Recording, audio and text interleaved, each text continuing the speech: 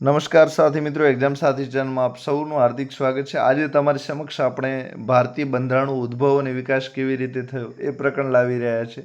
આ પ્રકરણ તમારા માટે ખૂબ જ મહત્વનું છે। મહત્વનું એટલા માટે છે કે જે પણ મિત્રો પોલીસ કોન્સ્ટેબલની એટલે કે લોકરક્ષકની તૈયારી કરી રહ્યા છે તો એમાં 30 ગુણનું બંધારણ પૂછાય છે અને એમાં બંધારણનો જે પહેલું જ પ્રકરણ છે બંધારણનો ઉદ્ભવ અને વિકાસ અભ્યાસક્રમમાં એ પ્રકરણ આપણે અત્યારે ભણાવવા જઈ રહ્યા છીએ। સાથે આ બંધારણ સરકારની જે પણ ભરતીઓ છે એ તમામ ભરતીઓમાં બંધારણ જે ટોપિક છે, એના જે વિષયો છે, એના જે પ્રકરણો છે એ ખૂબ જ મહત્ત્વના છે, એટલે કે બધે પૂછાય છે।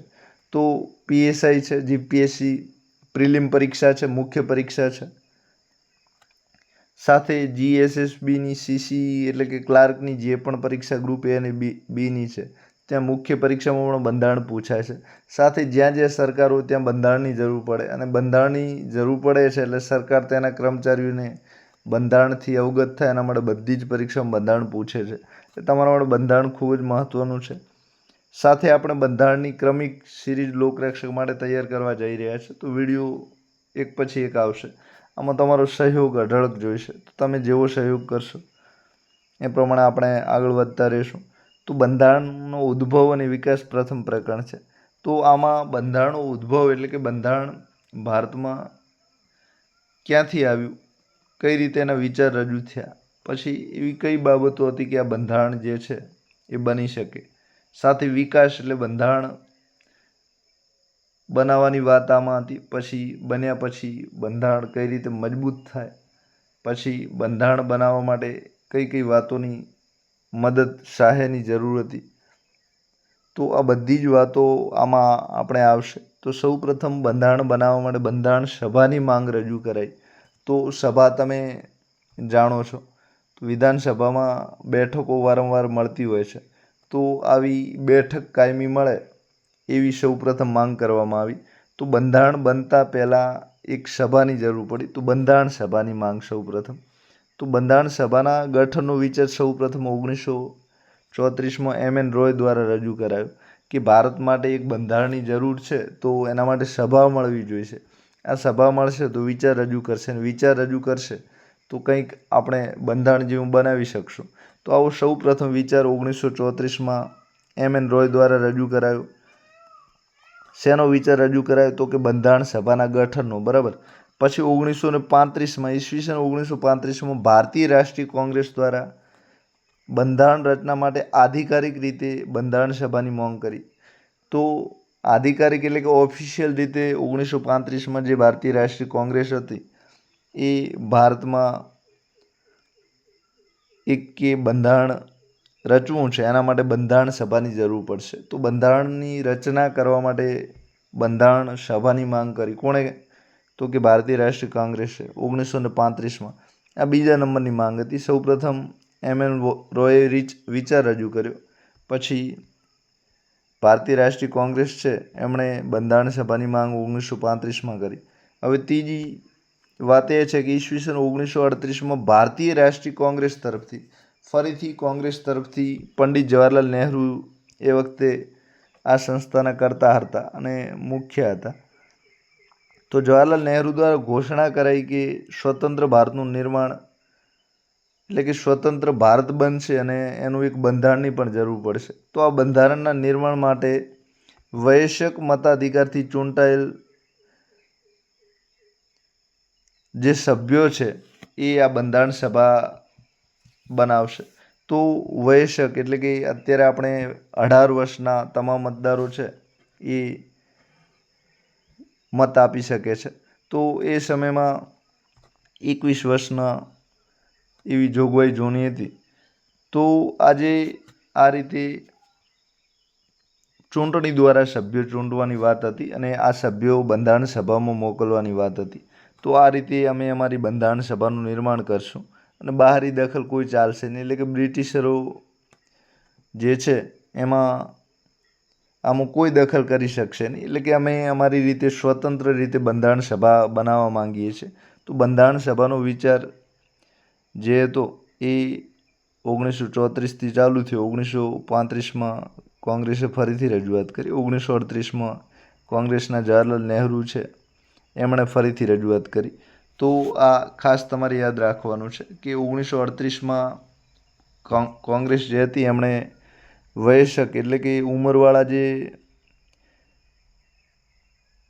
મતદારો છે એ સભ્યોને ચૂંટે બંધારણ સભા માટે, અને આ રીતે એમાં બીજી કોઈ બહારી દખલ હશે તો ચાલશે નહીં. આવું 1938માં થયું.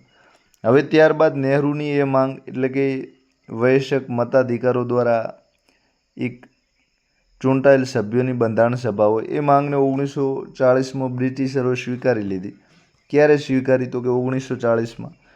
એ જે માંગ સ્વીકારી એનું નામ હતું ઓગસ્ટ પ્રસ્તાવ. એટલે કે બ્રિટિશરો માંગ સ્વીકારી લીધી અને સામે ઓગસ્ટ પ્રસ્તાવ રજૂ કર્યો.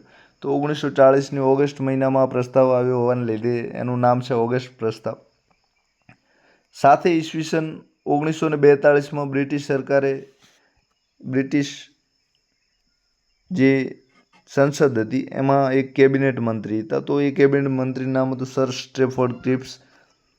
સાથે બીજા બ્રિટિશ મંત્રીમંડળના સભ્યો પણ એમાં મોકલાયા. તો 1942નું જે મિશન હતું એ તમે બધા જાણો છો, ક્રિપ્સ મિશન તરીકે ઓળખાય છે.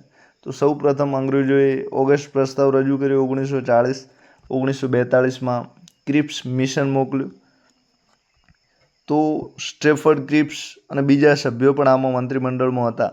એ 1942માં ક્રિપ્સ મિશન મોકલાયું અને સ્વતંત્ર બંધારણના નિર્માણ માટે જે બ્રિટિશ સરકારનો પ્રારૂપ પ્રસ્તાવ સાથે આ મિશન ભારતમાં આવ્યું. ક્યારે આવ્યું? 1942માં.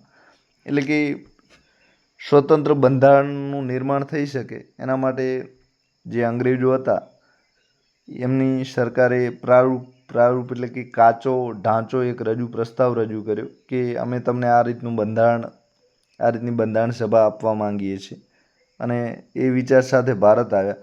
પરંતુ એમના જે વિચાર હતા એમાં મુસ્લિમ લીગ માટે એક ના ગમ્યું. મુસ્લિમ લીગને કેમ ના ગમ્યું? કારણ કે ત્યાં બંધારણ સભા આ જે બ્રિટિશરો હતી એક જ બનશે એવી વાત કરેલી. તો આ જે મુસ્લિમ લીગ હતી એમને બે સ્વાયત્ત ભાગ એટલે કે ભારતના બે ભાગલા પડે એવી એમની ઈચ્છા હતી. અને બે ભાગલા પડે એમાં દરેક ભાગલાનું એક એક બંધારણ સભાની માંગ હતી. તો અલગ અલગ બંધારણ સભાની માંગના લીધે આ જે વિચાર હતો એને અસ્વીકાર કર્યો. તો આ રીતે ક્રિપ્સ મિશન છે એમને મુસ્લિમ લીગની અસ્વીકાર કરવાના લીધે ક્રિપ્સ મિશનની યોજના હતી એ પડી ભાંગી.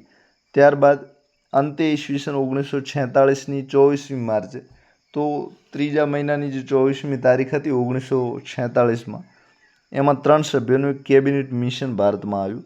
તો કેબિનેટ મિશનના 3 સભ્યો ખાસ તમારે નામ યાદ રાખવા જેવું છે. એક લોર્ડ પેથિક લોરેન્સ હતા, બીજા સ્ટ્રેફર્ડ ક્રિપ્સ હતા, જે ત્રીજાનું નામ હતું એવી એલેક્ઝાન્ડર હતું. તો આ 3 સભ્યોનું જે મિશન હતું એ 1946માં આવ્યું. આ મિશનનું નામ હતું કેબિનેટ મિશન. આ ખાસ તમે યાદ રાખજો. જે મિશન બે બંધારણ સભાની માંગ અસ્વીકારી, તો આ જે મિશન આવ્યું હતું કેબિનેટ મિશન, એમણે બે બંધારણ સભા હોવી જોઈએ એવી માંગની ચોખ્ખી ના પાડી દીધી કે અમે બે બંધારણ સભાની માંગ સ્વીકારી શકશું નહીં. પરંતુ બંધારણ સભાના નિર્માણની યોજના એવી રાખી કે મુસ્લિમ લીગ માની લીધી. તો મુસ્લિમ લીગે જે 1942માં અસ્વીકાર કર્યો હતો ક્રિપ્સ મિશનનો, એ 1946માં આ મિશનને સ્વીકારી લીધું. આ મિશન એટલે કે ક્રિપ્સ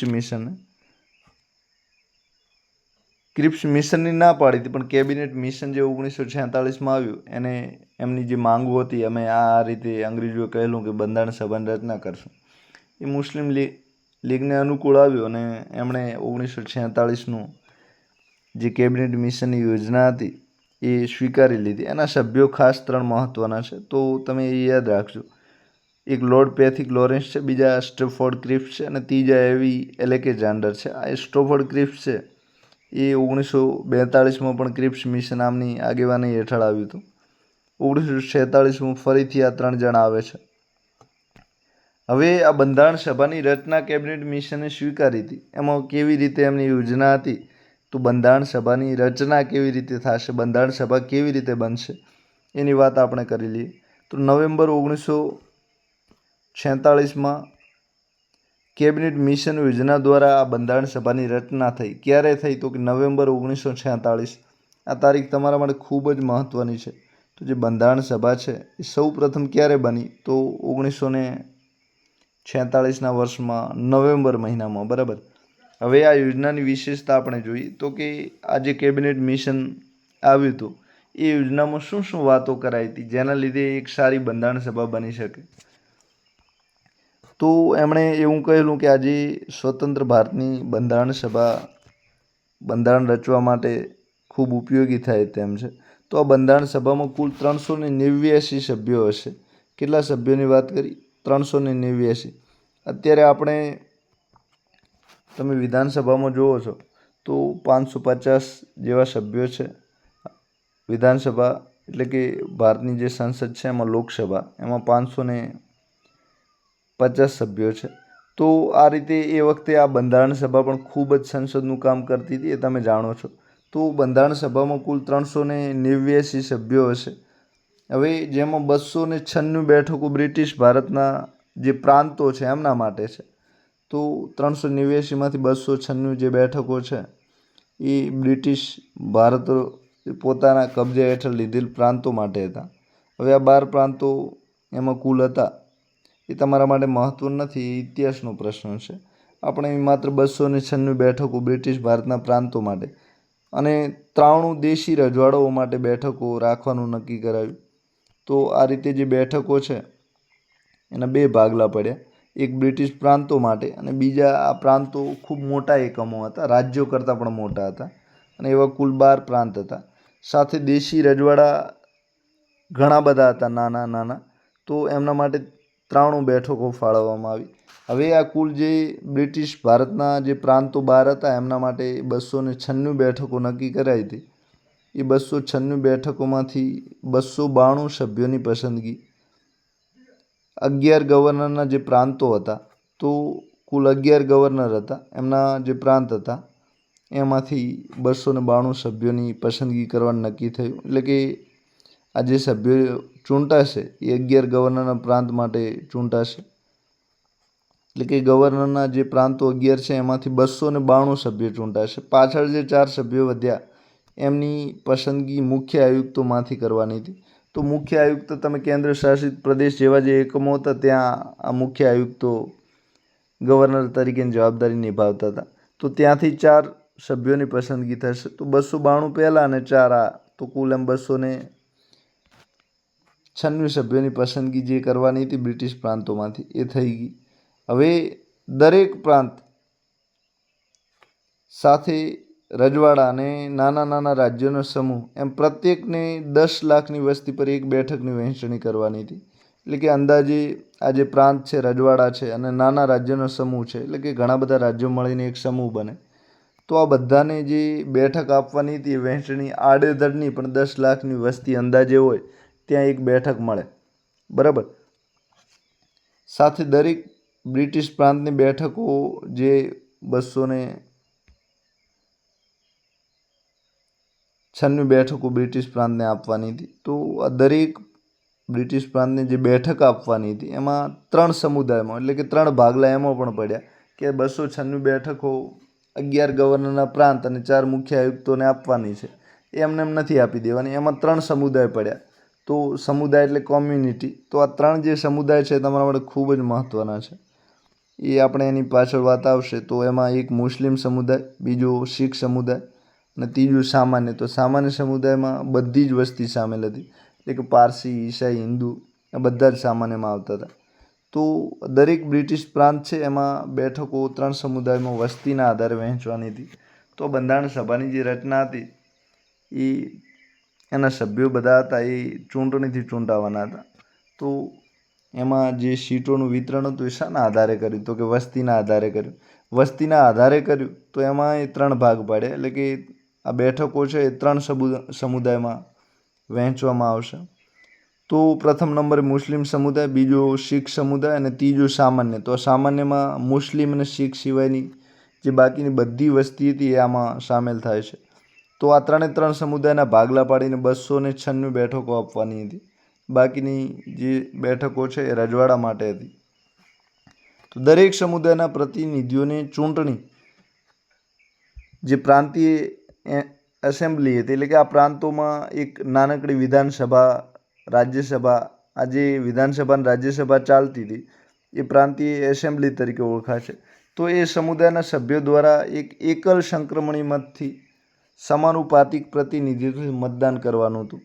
તો આ જે દરેક સમુદાય હતા એમને ચૂંટવા માટે એ જે પ્રાંતીય એસેમ્બલી હતી ત્યાંથી એ જ સમુદાયના સભ્યોને આ લોકોને ચૂંટવાના હતા. તો અત્યારે તમે રાજ્યસભાના જે સભ્યો બનતા હોય છે એના માટે વિધાનસભાના સભ્યો દ્વારા જે રીતની ચૂંટણી થતી હોય છે, એટલે કે ક્રમ જે રાજ્યસભાના સભ્યોને ચૂંટવાના હોય ત્યાંથી એ સભ્યો ત્યાં નક્કી કરેલા હોય છે વિધાનસભામાં. એટલે કે ગુજરાતમાંથી રાજ્યસભાનો સભ્ય ચૂંટાય, પછી મધ્યપ્રદેશમાંથી અલગ ચૂંટાય. તો આ રીતે એ વખતે આ જે સમુદાયના સભ્યો છે એ નક્કી કર્યા કે મુસ્લિમ સભ્યો જે છે એ મુસ્લિમ સમુદાય માટે બંધારણ સભાના સભ્યોની ચૂંટણી કરશે. જે શીખ સભ્યો છે એ બંધારણ સભાના શીખ સમુદાયના લોકોને સભ્ય તરીકે બંધારણ સભામાં મૂકશે. તો આ રીતે એકલ સંક્રમણી મતથી, હવે એકલ સંક્રમણી એટલે એનો ક્રમ આપેલો હોય કે દાખલા તરીકે 10 સભ્યો ચૂંટવાના હોય તો 10 સભ્યો માટે જે મતદાર છે એ ક્રમ આપે કે મને રમેશભાઈ છે એ પહેલા નંબરે ગમે છે, મહેશભાઈ બીજા નંબરે ગમે છે, પછી રાજુભાઈ છે એ ત્રીજા નંબરે ગમે છે. તો આ રીતે મતદારોને જે ક્રમ આપવામાં આવે છે એક સભ્ય દ્વારા એને એકલ સંક્રમણીય કહેવાય છે. તો આ રીતે આ ચૂંટણી નક્કી કરવાનું નક્કી કરાયું. સાથે દેશી રજવાડાના જે પ્રતિનિધિઓની પસંદગી હતી એ રજવાડાના પ્રમુખ દ્વારા કરવાની હતી. તો આમાં કોઈ ચૂંટણી હતી નહીં. રજવાડાનો જે પ્રમુખ છે સીધું કે મને આ સભ્ય ગમે છે એ આની ચૂંટણી કરી શકતા હતા. તો આવા કુલ 93 સભ્યો હતા એ ચૂંટણી વગરના હતા, અને બાકીના જે 296 સભ્યો હતા એમની ચૂંટણી ક્યાંથી થવાની હતી તો કે જે પ્રાંતની એસેમ્બલીઓ ચાલતી હતી ત્યાંથી થવાની હતી. તો આ રીતે ભેળસેળવાળી ક્યાંક ચૂંટણી ને ક્યાંક ચૂંટણી વગર કુલ 389 સભ્યો ચૂંટવાના હતા. સાથે એ માટે નક્કી હતું કે બંધારણ સભા અંશત ચૂંટાયેલી, એટલે કે ક્યાંક ક્યાંક ચૂંટાયેલી અને ક્યાંક ક્યાંક નામાંકિત સભ્યો હતા. એટલે કે રજવાડાના જે પ્રમુખ હતા એમણે નામ આપેલું કે આ સભ્યોને અમારે જરૂર છે. તો આ રીતે 2 પ્રકારની ચૂંટણી હતી. સાથે તે સિવાય સભ્યોની પસંદગી અપ્રત્યક્ષ રૂપેથી પ્રાંતીય વ્યવસ્થાના સભ્યો દ્વારા કરાઈ હતી. તો આ ચૂંટણી હતી અપ્રત્યક્ષ રૂપની હતી. તમે જાણો છો કે સીધા જે મતદારો, કરોડો મતદારો હતા એમના દ્વારા પ્રત્યક્ષ રીતથી આ સભ્યો છે એ નહોતા ચૂંટાયા. કઈ રીતે ચૂંટાયા હતા તો કે અપ્રત્યક્ષ રૂપથી ચૂંટાયા હતા. અપ્રત્યક્ષ એટલા માટે કે લોકો વતી જે ત્યાં પ્રાંતીય એસેમ્બલી હતા એમના સભ્યો દ્વારા જ આ લોકો ચૂંટાયા હતા. એટલે કે આ જે ચૂંટણી છે એ પ્રત્યક્ષ રૂપથી પણ કહેવાય છે. તો બંધારણ સભાની ચૂંટણી ક્યારે થઈ તો કે જુલાઈ-ઓગસ્ટ 1946માં થઈ. સાથે ભારતીય રાષ્ટ્રીય કોંગ્રેસ જે હતી એમને કુલ 208 સીટો મળી. મુસ્લિમ લીગને ભાગે 73 સીટો આવી, અને બાકીની જે 15 સીટો હતી એ નાના જે રાજ્યોના સમૂહ હતા એમના ભાગે આવી. તો કુલ આ રીતે 296 બેઠકો માટે ચૂંટણી યોજાઈ. તો કોંગ્રેસના ભાગે 208, મુસ્લિમ લીગના ભાગે 73, નાના સમૂહોના ભાગે 15, આમ 296 માટે આ રીતની ચૂંટણી થઈ.